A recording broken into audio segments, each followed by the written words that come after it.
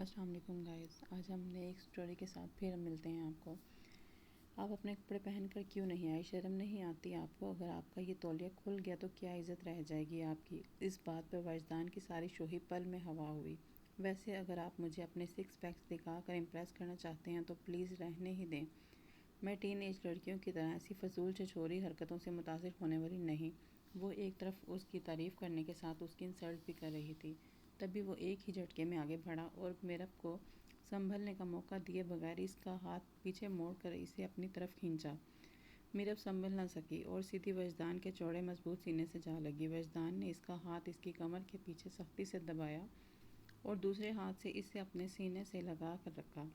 ان کے درمیان کا فاصلہ بالکل ختم ہو چکا تھا اور وجدان کی گرمی سانسیں میرب کے چہرے سے ٹکرا رہی تھی۔ میرب اسے اچانک اور شدید قربت سے ایک دم سے گھبرا گئی۔ اس کا دل سینے میں تیزی سے دھڑکنے لگا اور چہرے کا رنگ اڑ گیا۔ مسٹر وجدان، مجھے درد ہو رہا ہے، چھوڑیے۔ کیا کر رہے ہیں؟ وہ دبی آواز میں سسکی۔ اچھا، اتنی اکڑ تھی بس تم میں؟ اگر میں چاہوں تو 2 منٹ میں تمہاری یہ ساری بچکانیں نکال سکتا ہوں۔ اس کی گرم سانسیں اس کے لبوں کو چھو رہی تھیں۔ اس نے اپنی آنکھیں بند کیں اور ایک گہرا سانس لیا۔ میرب نے اپنی جھیل سی گہری آنکھیں بند کر رکھی تھی، لیکن اس کی لمبی پلکوں کی کپکپاہٹ اس کے اندر جاری جنگ کی گواہی دے رہی تھی۔ میرا صبر آزمانے کی کوشش مت کرو میرب۔ وجدان نے اس کے کان کے قریب جھک کر انتہائی مدھم اور سحر انگیز آواز میں سرگوشی کی۔ وجدان کرمانی نے اپنے ہاتھ میں تھاما کافی کا مگ لبوں سے لگایا۔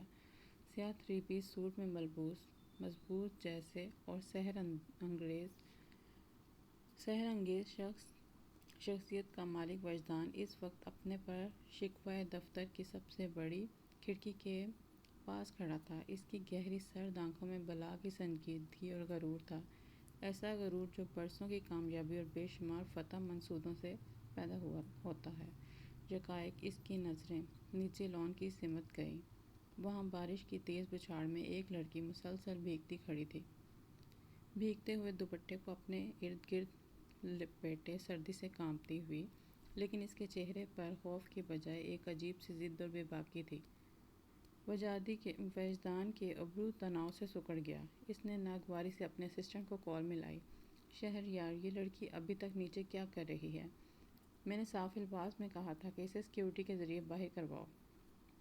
اس کا لہجہ برف کی طرح ٹھنڈا تھا۔ سر وجدان، شہریار کی آواز میں گھبراہٹ واضح تھی۔ ہم نے بہت کوشش کی لیکن وہ محترمہ جگہ سے ہلنے کو تیار نہیں۔ ان کا کہنا ہے کہ جب تک آپ ان کی بات نہیں سنیں گے وہ یہیں کھڑی رہیں گی۔ وجدان کے لبوں پر ایک تلخ مسکراہٹ ابھری۔ لوگ اپنی حدیں کیوں بھول جاتے ہیں؟ اس نے کافی کا مگ سائڈ ٹیبل پر رکھا اور بھاری قدموں سے باہر نکل آیا۔ بارش کے قطرے میرب کے چہرے کو چھو رہے تھے، لیکن اس کے اندر غصے کی جو آگ جل رہی تھی اس کے آگے یہ ٹھنڈا پانی بھی بے اثر تھا۔ میرب کاشف، ایک نازک لیکن بلا کی خوددار اور بے باک لڑکی، جو اپنے بھائی کی سالوں کی محنت سے بنی آرٹ گیلری کو بچانے کے لیے ہر حد سے گزرنے کو تیار تھی۔ قدموں کی چاپ پر اس نے سر اٹھایا۔ سامنے وجدان کرمانی کھڑا تھا۔ بارش میں بھیگتے ہوئے بھی اس کی شخصیت کا رعب اور دبدبہ قائم تھا۔ تمہارے پاس کتنی عقل ہے محترمہ؟ وجدان نے اس کے بالکل قریب آ کر اپنی نیچی اور رعبدار آواز میں کہا۔ اس طرح میرے آفس کے باہر بھیگ کے ڈرامہ رچانے سے کیا تمہیں لگتا ہے کہ میں کرمانی گروپ کا 50 ملین کا پروجیکٹ روک دوں گا؟ میرب نے اپنی پرشور غصیلی آنکھوں سے وجدان کی سرد نگاہوں میں دیکھا۔ دونوں کے درمیان فاصلہ اتنا کم تھا کہ میرب وجدان کے مہنگے پرفیوم کی تلخ اور دلکش خوشبو محسوس کر سکتی تھی۔ یہ ڈرامہ نہیں ہے مسٹر وجدان، میرب نے کانپتی ہوئی لیکن مضبوط آواز میں کہا۔ یہ میرے بھائی کا خواب ہے۔ آپ کی کمپنی نے جس زمین کو غیر قانونی قرار دے کر نوٹس بھیجا ہے وہ ہم نے اپنی محنت کی کمائی سے خریدی تھی۔ آپ جیسے امیر اور مغرور لوگ اپنے فائدے کے لیے دوسروں کی زندگی مٹی میں ملا دیتے ہیں۔ وجدان نے ایک اور قدم بڑھایا۔ میرب کا دل یکایک سے زور سے دھڑکا۔ وجدان کے قد کاٹ کے سامنے وہ بہت چھوٹی لگ رہی تھی، لیکن اس نے اپنی نظریں جھکانے سے انکار کر دیا۔ تجارتی دنیا جذبات سے نہیں طاقت سے چلتی ہے۔ وجدان نے جھک کر اس کے چہرے کے قریب ہوتے ہوئے مدھم سرگوشی نما لہجے میں کہا۔ اور اس وقت تمام طاقت میرے پاس ہے۔ میرب کی سانسیں اس کے اتنے قریب آنے پر بڑی ترتیب ہوئیں۔ وجدان کی گہری نظریں اس کے سرخ بھیگے ہوئے لبوں اور چہرے پر چپکے بالوں پر جم گئی تھیں۔ کچھ لمحوں کے لیے وجدان کا اپنا ضبط بھی ڈگمگایا۔ اس لڑکی کی آنکھوں میں جو آگ تھی وہ وجدان کے لیے بالکل نئی اور پراسرار تھی۔ وجدان نے فوراً خود پر قابو پایا اور پیچھے ہٹ گیا۔ تم اتنی سردی میں بھیگ کر بیمار پڑو گی تو الزام بھی مجھ پر آئے گا۔ ایک پل لگے گا میڈیا کو بات کا بتنگڑ بتانے میں۔ وجدان نے اپنی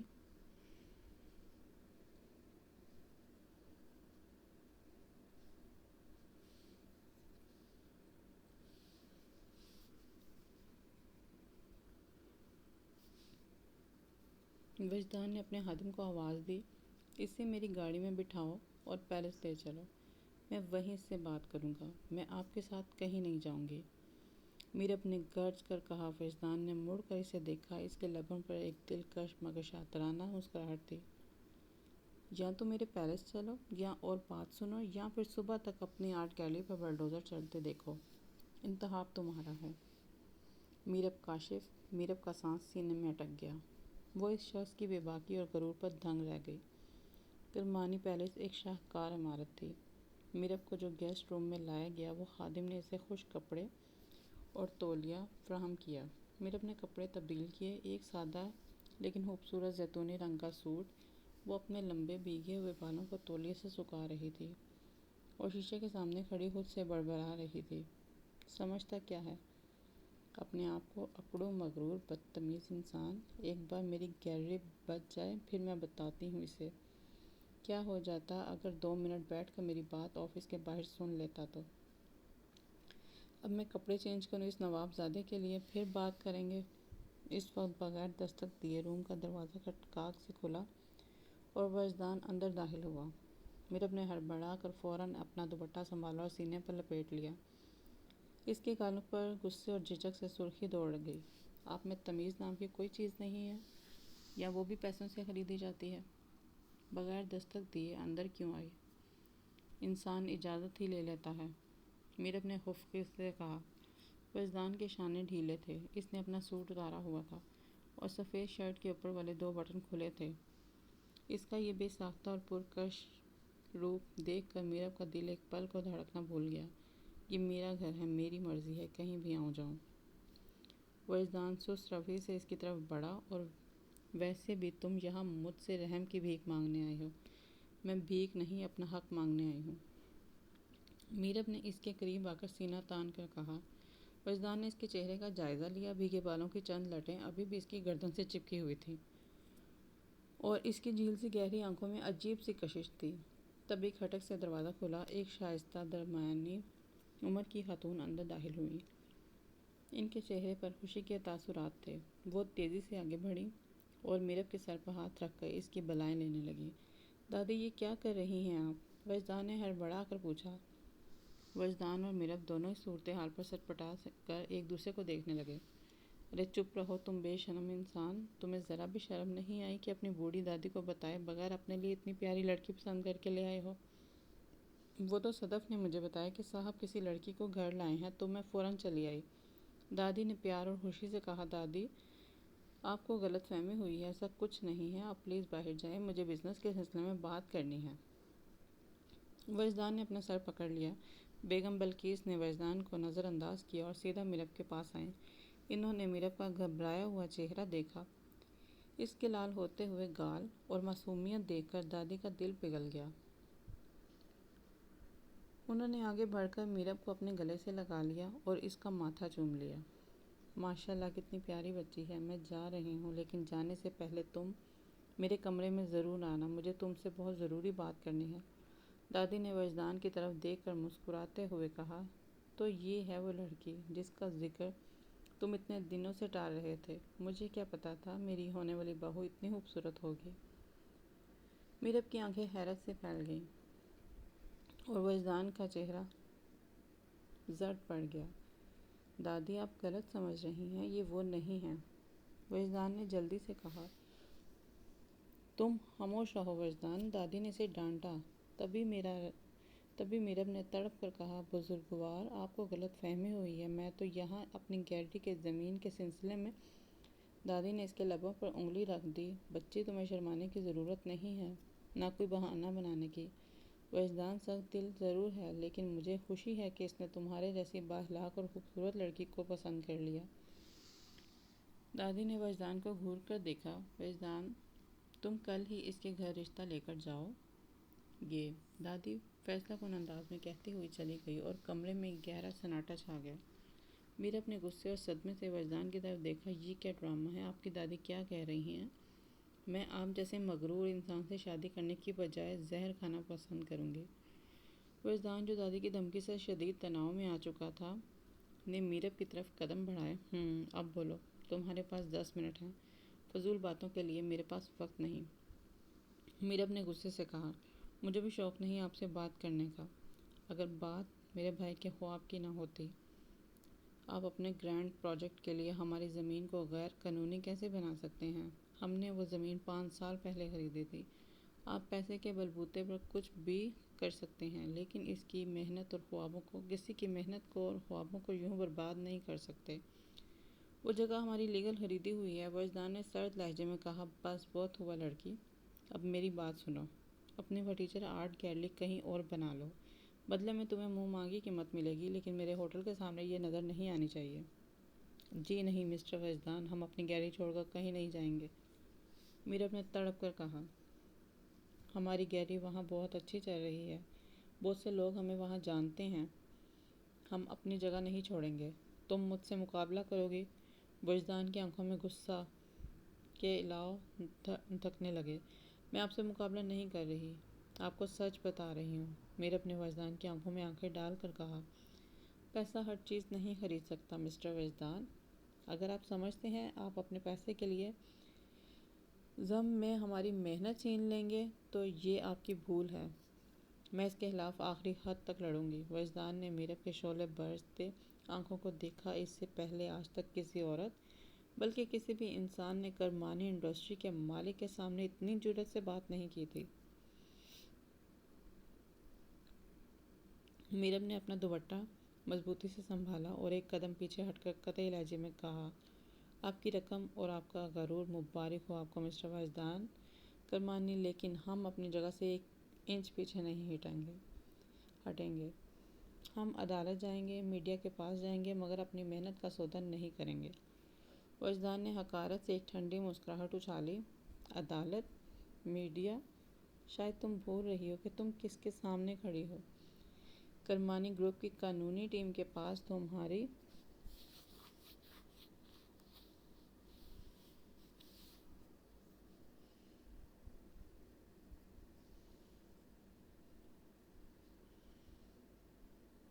عدالت، میڈیا، شاید تم بھول رہی ہو کہ تم کس کے سامنے کھڑی ہو۔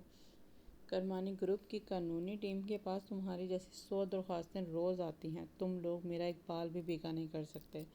ہم دیکھیں گے۔ میرب نے تڑپ کر جواب دیا اور جانے کے لیے مڑی۔ ٹھہرو، دادی سے مل کر جانا، وجدان نے پیچھے سے گرجدار آواز میں کہا اور کمرے سے نکل گیا۔ میرب بھاری قدموں سے دادی کے کمرے کا دروازہ کھول کر اندر داخل ہوئی۔ دادی اماں نے جیسے میرب کو دیکھا، ان کے چہرے پر ایک ممتا بھری مسکراہٹ آ گئی۔ آؤ بیٹا، میرے پاس آ کر بیٹھو۔ دادی نے بڑی محبت سے اسے اپنے پاس بٹھایا۔ وہ بڑے پیار سے اس سے باتیں کرنے لگیں، اپنے دل کے دکھڑے اور حسرتیں سنانے لگیں کہ کیسے اس گھر میں رونق نہیں ہے۔ وجدان کا سخت مزاج سب کو دور رکھتا ہے، لیکن میرب خاموشی سے نیچے سر جھکائے اپنی ہی سوچوں اور خیالوں میں گم تھی۔ اس کے دماغ میں بس ایک ہی جنگ چل رہی تھی، وہ کیسے اپنی آرٹ گیلری کو بچائے، کیسے اپنے بھائی کے سالوں کی محنت، اس کے دن رات کی کوششوں کو تباہ ہونے سے روکے۔ کیوں نہ کہ وہ مغرور آدمی، وہ سنگ دل وجدان کرمانی تو ان کی اتنی محنت سے بنائی گئی آرٹ گیلری کو توڑنے کے لیے پوری طرح تیار تھا۔ میرب کو یوں خاموش اور پریشان دیکھ کر دادی نے تڑپ کر میرب کا ہاتھ اپنے ہاتھوں میں پکڑ لیا اور جذبات سے بولیں، بیٹا، تم ہی ہو جو میرے وجدان کی اندھیری زندگی میں روشنی لا سکتی ہو، تم ہی اس کے سخت دل کو نرم کر سکتی ہو۔ ابھی دادی کے الفاظ پورے بھی نہیں ہوئے تھے کہ اچانک کمرے کا دروازہ ایک دھماکے سے کھلا اور وجدان شعلے برساتے آنکھوں کے ساتھ اندر داخل ہوا۔ وہ غصے سے چیخ کر بولا، دادی، آپ یہ کیا کر رہی ہیں؟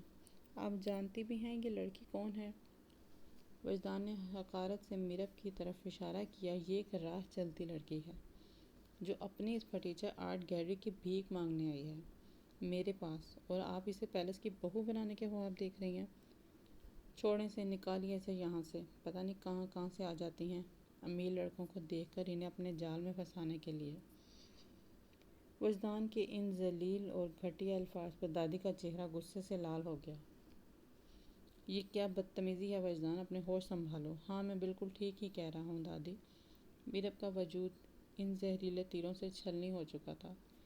اس نے اپنی عزت نفس کو یوں نیلام ہوتے دیکھا تو اس کی ضبط کی دیوار ٹوٹ گئی۔ اس کی آنکھوں سے گرم گرم آنسو نکل کر گالوں پہ بہنے لگے۔ اس نے بے حد دکھ اور تکلیف سے ایک نظر اس سنگ دل وجدان کو دیکھا اور اپنا دوپٹہ سنبھالتی ہوئی وہاں سے بھاگتی ہوئی باہر نکل گئی۔ دادی کا دل میرب کے آنسو دیکھ کر بیٹھ گیا۔ وہ صدمے سے بولی، اتنی پیاری بچی تھی وہ، اتنی اچھی اور خوددار لڑکی جو پہلی نظر میں ہی میرے دل کو بھا گئی، اور تم نے اس کی اتنی بے عزتی کی، اتنا ذلیل کیا اسے۔ وجدان، میں تم سے بہت ناراض ہوں۔ تم نے بالکل اچھا نہیں کیا اس معصوم بچی کا دل توڑ کے۔ وجدان نے تن سے اپنے کوٹ کے بٹن کھولے۔ دادی، وہ کوئی اتنے اچھے گھرانے کی نہیں تھی۔ وہ ایک پھٹیچر اور معمولی گھر کی لڑکی تھی۔ جاؤ چپ کرو وجدان، دادی نے گرجدار آواز میں اسے ٹوکا۔ کسی کی شرافت اور کردار کے اوپر اس طرح نہیں بولتے۔ اب سن لو میرا آخری فیصلہ، تم اس لڑکی سے شادی کرو گے، اسے ہی اس گھر کی بہو بنا کر لاؤ گے، ورنہ میں یہ گھر اور یہ حویلی چھوڑ کر ہمیشہ ہمیشہ کے لیے چلی جاؤں گی۔ دادی کے اس حتمی فیصلے کو سن کر وجدان کے پاؤں تلے سے زمین نکل گئی۔ اگلی صبح وجدان جب ناشتے کے ٹیبل پر آیا تو ملازم نے کہا، دادی اماں نے صبح سے ناشتہ نہیں کیا، دوائی بھی نہیں لی، اور ان کا بی پی بھی بہت لو ہو رہا ہے۔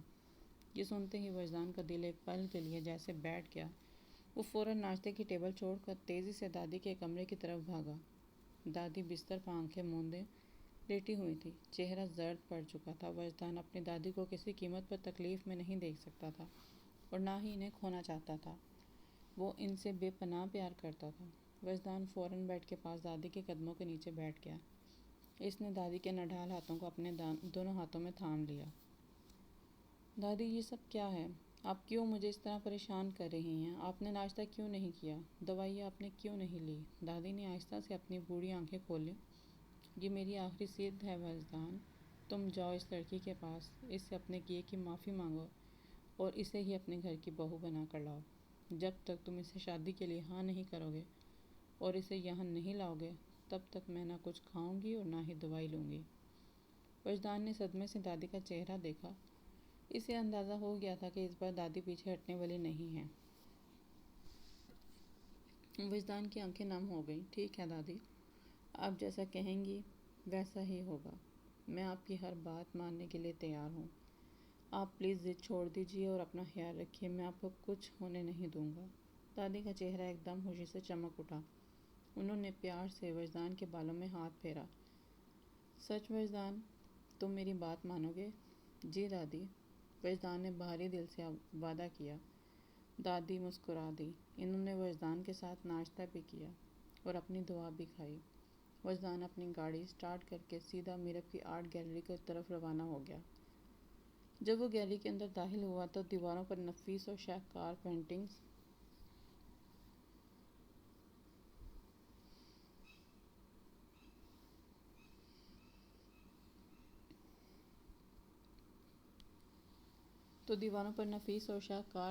لگی ہوئی تھیں، جن میں رنگوں کا ایک زبردست امتزاج تھا۔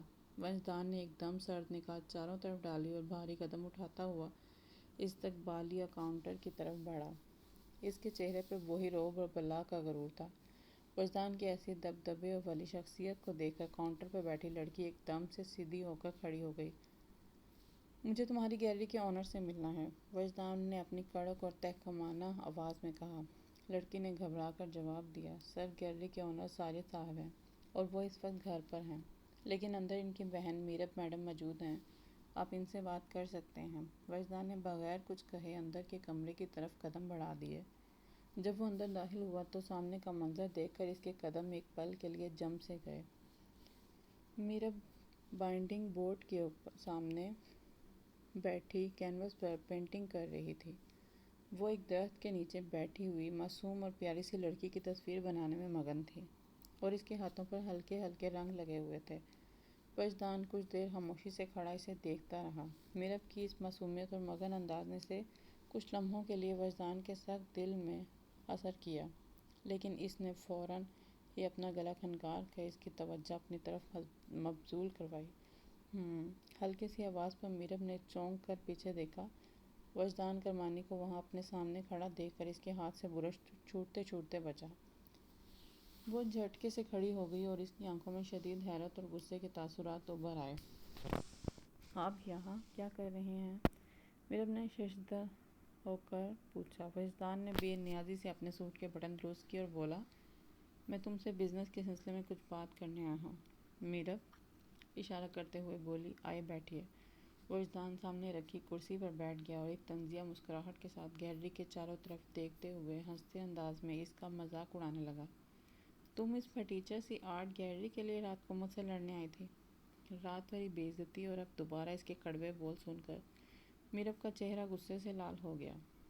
اس نے ڈٹ کر وجدان کی آنکھوں میں دیکھا اور بولی، آپ کو کوئی حق نہیں ہماری اس چھوٹی سی لیکن عزت دار اور دن رات کی محنت سے بنائی گئی آرٹ گیلری کے بارے میں کچھ بھی کہنے کا۔ ہم آپ جیسے عالیشان محلوں میں نہیں رہتے، لیکن یہ ہماری محنت کا ثبوت ہے۔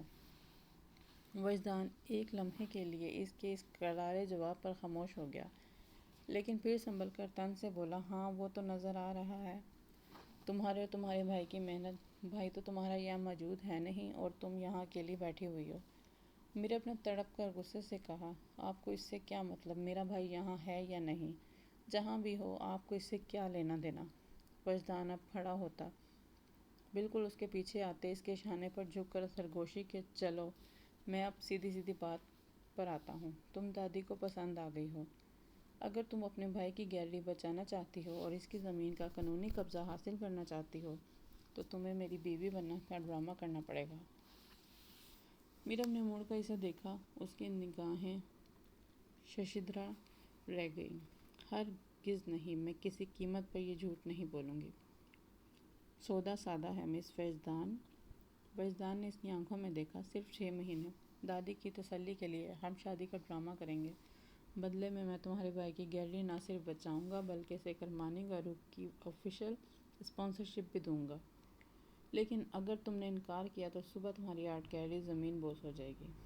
میرب کا دل دھڑک رہا تھا، وہ اس کی جادوئی آنکھوں اور اس کے سودے کے جال میں پھنس چکی تھی۔ تم ایک بزدل اور چالاک انسان ہو وجدان کرمانی، میرب نے نچلا لب چباتے ہوئے کہا۔ وجدان نے ایک دلکش قہقہ لگایا اور اس کے چہرے کے اور قریب جھک گیا۔ شاید، لیکن اب تم اس بزدل کی شطرنج کی سب سے اہم مورا ہو، تو بولو کیا تمہیں یہ نفرت کا سودا منظور ہے؟ میرب نے نفرت اور عجیب سی اندرونی کشمکش سے وجدان کو دیکھا۔ صرف 6 ماہ کے لیے تم مجھ سے شادی کر لو، اس کے بعد اگر تم الگ ہونا چاہو یا کسی اور سے شادی کرنا چاہو تو میں خود تمہاری شادی سے کروا دوں گا۔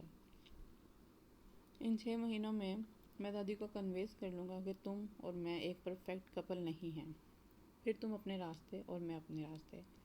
یہ سنتے ہی میرب کا چہرہ شدید غصے اور حقارت سے لال ہو گیا۔ آپ ایک بہت ہی گھٹیا اور مطلب پرست انسان ہیں۔ اپنے مطلب کے لیے آپ کو دادی کو، جو اتنی سیدھی سادی اور معصوم ہیں، انہیں دھوکہ دیں گے؟ آپ انہیں صاف کیوں نہیں کہہ دیتے کہ ہمارے بیچ میں کیا مسائل ہیں؟ لیکن انہیں یوں دھوکہ مت دیجیے، میں آپ سے شادی نہیں کروں گی، آپ چلے جائیں یہاں سے۔ سوچ لو، کیا تم اپنے بھائی کا یہ خواب توڑنا چاہتی ہو؟ تمہارے پاس اس ڈیل کے علاوہ اور کوئی چارہ نہیں ہے۔ بہتر ہوگا کہ تم میری بات مان جاؤ، اپنے بھائی کے اس خواب کو، اس گیلری کو بچا لو۔ سوچ لو، صرف ایک ڈیل کے پر میں تمہارے لیے اتنا سب کچھ کروں گا اور آخر میں 1 کروڑ بھی دوں گا۔ 1 کروڑ روپے کا سن کر میرب کو جیسے زوردار جھٹکا لگا ہو۔ وہ شدید صدمے اور حیرت سے اس مغرور انسان کو دیکھنے لگی۔ وجدان اپنے کوٹ کے بٹن درست کرتا جانے کے لیے مڑا ہی کہ سامنے سے ساجد اپنی بیساکھیوں کے سہارے چلتا ہوا اندر داخل ہوا۔ وجدان کے قدم ایک پل کے لیے جم سے گئے۔ اسے شدید افسوس اور ندامت کا احساس ہوا۔ اس نے کتنی بے رحمی سے مذاق اڑایا تھا۔ ایک معذور اور لاچار انسان کا۔ اس نے ایک نظر ساجد پر ڈالی اور بنا کچھ کہے خاموشی سے وہاں سے نکل گیا۔ وجدان کے جاتے ہی ساجد نے پریشانی اور حیرت سے میرب کی طرف دیکھا۔ میرب، یہ تو وجدان کرمانی تھا نا؟ یہ یہاں کیوں آیا تھا؟ یہ تو ہماری آرٹ گیلری کو توڑنا چاہتا تھا۔ اس نے تو ہم پر قانونی کیس کیا تھا۔ یہ کیا چاہتا ہے؟